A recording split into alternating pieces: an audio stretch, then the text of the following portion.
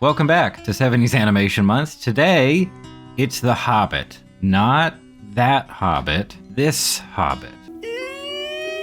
Yep, there's a lot to talk about. The Hobbit, of course, was a book published back in 1937, and it did well upon release. It got good reviews and everything, went on to sell very well. And a big reminder here at the front, this was a children's book. This was considered juvenile fiction at the time, and in addition to also being a relatively early work of fantasy, arguably high fantasy. This particular adaptation of The Hobbit was produced by Rankin-Bass, who you probably already know as the animation group responsible for those famous stop-motion Christmas specials. Arthur Rankin, or Arthur Rankin Jr. rather, in particular, was a big fan of Tolkien's work, and this is very important, The Hobbit was apparently in public domain by the late 1970s. Apparently that's sort of up for debate and there's some contention there. They saw it as a public domain property, and so, they could make something about it without having to license the property. This movie was originally produced as a TV movie for NBC, and the budget was $3 million, which is equivalent to about $15 million today. So it definitely was not a big budget project. But while many of the production decisions feel distinctly American, especially this one, the animation is the most interesting part of this animated movie, in my opinion, and The Hobbit was actually animated by Topcraft, a Japanese animation studio. You might know them for a movie called Nausicaa of the Valley of the Wind. And indeed, when Topcraft went bankrupt in 1985, Miyazaki and his buddies gathered the pieces together and founded Studio Ghibli. So, really, this is a 70s anime movie with American directors based on a British property that they didn't have to license, made for a TV network. Those are some pretty spicy ingredients when we put them all together. And the result is a movie that's peculiar. We can't just label this movie bad and move on. It is bad, but it's also many other things. That's actually been a delightful trend among the animated movies that I've been watching for this series of videos. And I love this movie. Let's make that clear right now. I grew up with it. We used to rent it from the video store. So there's definitely a built-in nostalgia factor here. And even stepping outside of that, I still very much enjoy watching this movie. If we view animation as being inherently escapist, then The Hobbit is an excellent piece of animation, not because of its technical and artistic execution, which we'll talk about, but because it very effectively transports the viewer to a different world, one of adventure and excitement. But it's also never too exciting or intense. The adventures are never too perilous or disturbing. It definitely works well for younger viewers. And this version of The Hobbit is also old school, crusty, OG kind of fantasy. Early fantasy work was very much about escapism. And sure, the themes and the messaging of fantasy stories could still be applicable to real life, but the environments and the lore that they used felt very exotic and distinctive. Now, I mentioned The Hobbit being a children's book for a very specific reason, because over the last few decades, let's say, fantasy has changed in a big way, at least in the eyes of the general public and of many genre fiction fans. And to prove my point, let's focus on various adaptations of Tolkien's work specifically. The original work, meaning the written works, they were meant to be entertaining. The Hobbit was meant for children, and although people will probably murder me for saying this, The Lord of the Rings even, originally just one book by the way, was meant for a slightly older audience. If released today, we might even put it in the category of like YA fiction. It wasn't necessarily meant for an adult audience. And yes, I know that Tolkien is really famous for the density of his lore, and he continued to write very dense stories and mythos surrounding Middle-earth for many years, basically for the rest of his life. But the stories themselves, the books that he's most famous for, they're just stories. All the geeky lore stuff is there because he felt that it would make the stories feel more immersive and real. The lore adds substance to the stories. But if you want to ignore all of that, all the background detail, the mythology, you can still enjoy these stories just fine. Now, in the animated versions of The Hobbit and The Lord of the Rings, which, by the way, they're different animated versions of The Lord of the Rings. You've probably seen Ralph Bakshi's version or clips from it where everything's rotoscoped, or a lot of the character animation is rotoscoped. Rankin-Bass also did a version of Return of the King, if memory serves, but long story short, all of these adaptations treated the source material as really old-time fantasy that's just meant to be entertainment. This movie in particular, The Hobbit, is really brisk. It moves very quickly, and its different scenes and conflicts are presented in a friendly and whimsical way. This is basically a bedtime story, or from another viewpoint, it's a very standard D&D campaign. Characters have to use their unique skills and abilities to overcome a series of escalating challenges. When Peter Jackson adapted The Lord of the Rings and later The Hobbit, this original tone, was completely lost. Jackson chose to elevate the material in terms of tone and seriousness. He took this crusty old fantasy work and basically tried to make it really cool. He made it violent and mainstream. He literally turned the material into blockbuster summer movies. And before you get mad, I don't think that's a bad thing. I am not saying that's a bad thing.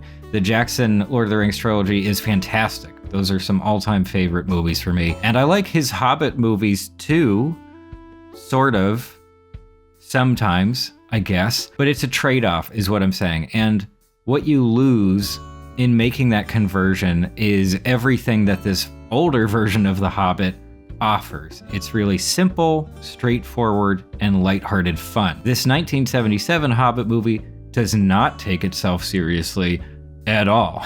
It is not trying to be the most epic thing you've ever seen. It's just telling a story, and I love that. I might not want to live in this world exactly. It's not that kind of escapism, especially with its extremely ugly faces and warbly folk songs, which we'll get to, but I will happily spend an hour feeling immersed in this world while watching the movie. The Hobbit offers such a pure sense of adventure. I know what's going to happen. I know how it's going to end. I'm familiar with this particular story, but I still get excited. It's only about 2 minutes or even less into the movie when Bilbo is faced with his blatant call to adventure. His house is suddenly filled with dwarves from another part of the world that he's never been to, and there's a wizard who's just kind of hanging out. Like, these are insane circumstances, and they come about so quickly. And throughout, we observe Bilbo's arc, which is especially hilarious in this version because Bilbo's first attempt at burglary, and that's his job, that's what he's supposed to be doing on this adventure.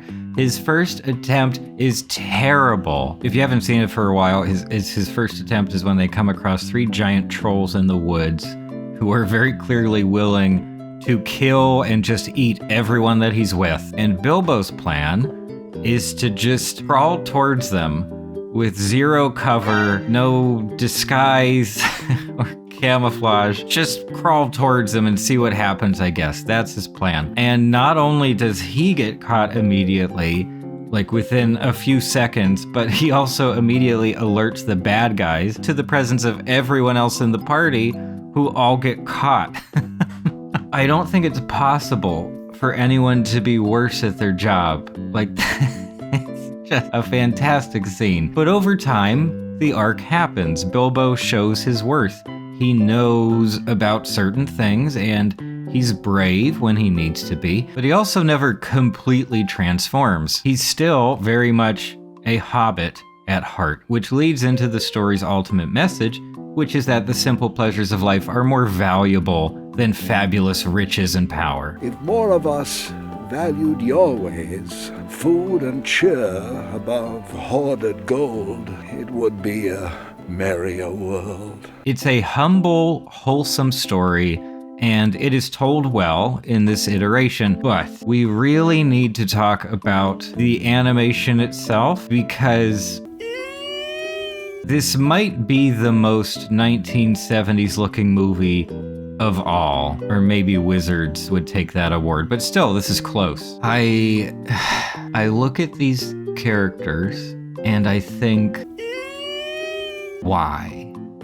Why are there wrinkles their most prominent feature? Why so much detail? Why do their hands just look like normal human hands? Like, why would you do that? It seems that the production design came from the States and that Topcraft just executed that production design. So if that's the case, then the overall look of this movie is really America's fault. The bad idea came from us, and it wouldn't be the first time.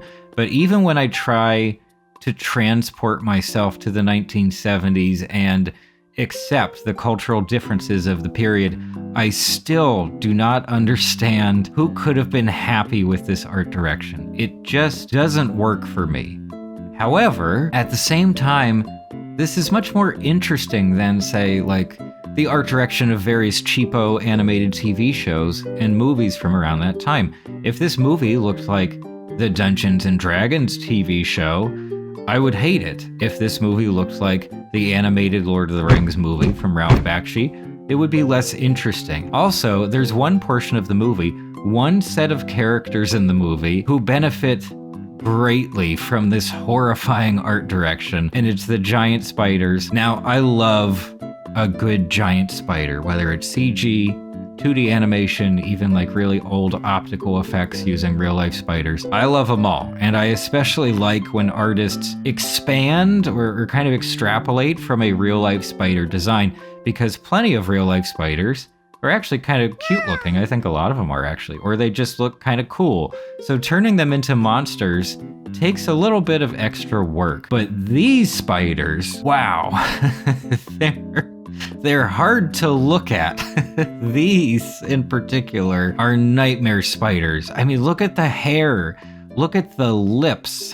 These spiders have weird cracked lips. They basically have beards. This is a look that works. I do not want these things anywhere near my face. I do not want them poking at me with their legs and their spider poisons. And I guess I like the design of Smaug as well, while we're on the topic of creatures and fantasy stuff. The whole journey leads up to Smaug's lair of wealth and hoarding, and I can definitely believe that this Smaug in particular, with this face, is corrupt and decaying and villainous. But on a technical level, the high detail art direction on the whole is problematic. Traditional animation involves drawing thousands of images, including individual parts of images to layer on top of each other. That is incredibly time consuming, and if the budget for the project is low, then the animation team will be forced to cut certain corners. Now, some of this corner cutting is commonplace, such as, using multiple cells to assemble images. So if most of a character isn't going to move or change for several frames, then the same cell will be used throughout. And then the parts of the character that do change, very often, the mouth, maybe the eyes, things like that, they will be animated on separate cells. Now that can be done well, and it can be assembled in a way where it's not very distracting. But here, it does tend to be pretty distracting, especially in certain shots. It's very noticeable that only certain parts of the frame are being animated. Again, not uncommon in traditional animation, but this is something that was necessitated in part by the visual complexity of the characters. Gandalf alone must have been a pain to draw, and there wasn't time to redraw every single one of those wrinkles for every single frame. That trade-off would make more sense if the art direction was super just fantastic and appealing, but as we've discussed, that is not how I feel about the look of the movie. But this limitation stretches into other decisions as well. Character movement tends to be very stiff. You get the feeling that every character has terrible arthritis, and in dialogue scenes, they just kind of move to the next position, and then they stay in that exact position until they need to move slightly again, which, come to think of it, isn't all that different from contemporary television animation. They also made some interesting choices regarding how to visualize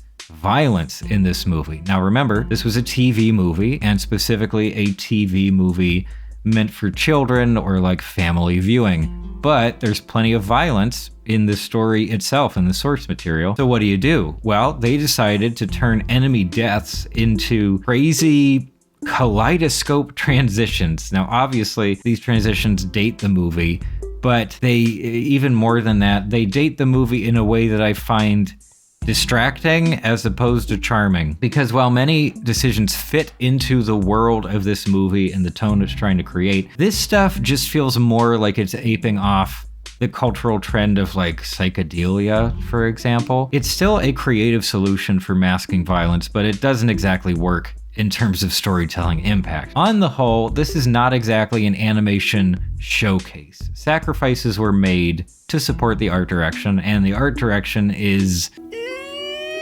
Moving on, let's talk about voice performances and music in The Hobbit. Now, Bilbo is voiced by a guy called Orson Bean, who did a ton of work, tons of performances, but you might know him for some of his later roles. He was a very big part in Being John Malkovich, if you've seen that movie, it's great. And I personally know him better for his role in Dr. Quinn, Medicine Woman, which is a 90s TV show about a frontier doctor in the Old West. We had the box set when I was growing up. I have that show pretty much memorized. John Huston, who plays Gandalf, was a big deal in old Hollywood. He was in Chinatown. You might have seen that one. Also, Battle for the Planet of the Apes. The other performers here are not especially well known to modern audiences, but in general, I think the performances are great. Do you find the terms acceptable?